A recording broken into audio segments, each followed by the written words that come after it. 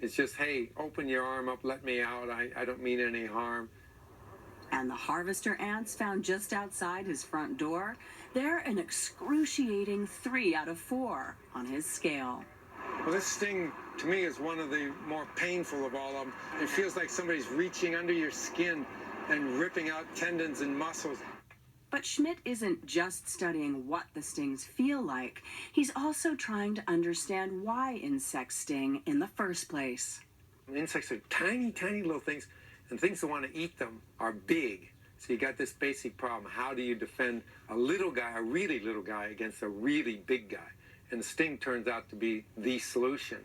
So while it may not feel like it to us, most insect stings are purely defensive. And if they stung us, Yeah. we say, oh, this is the trouble.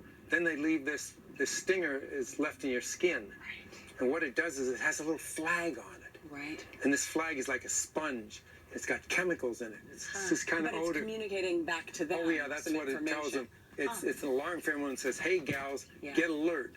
There's bad news. I found the trouble. It's right here. Insects can be a nuisance, to be sure. But there is a silver lining to all that pain. It turns out stings can be useful in finding better ways of dealing with pain itself.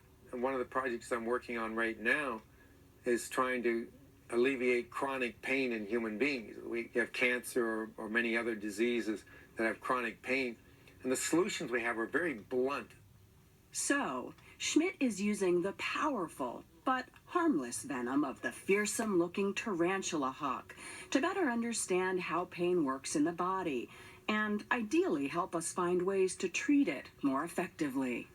We can now take tissue culture, which has the nerves that cause pain, and then we say, okay, we can put something that makes the tissue culture indicate pain. Now we can do the chemistry and pharmacology of what can I put on that tissue that stops it.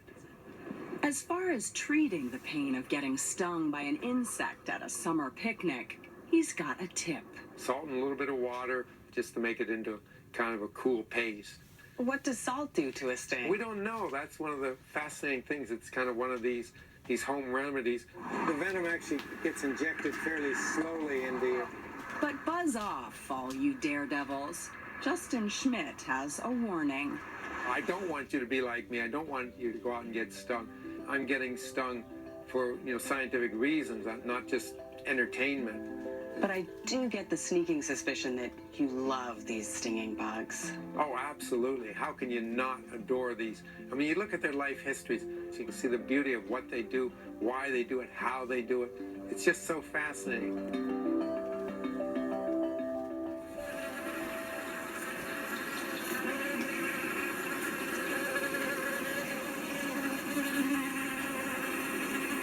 I just realized I've drunk half this bottle. Yes. It's And you're at work.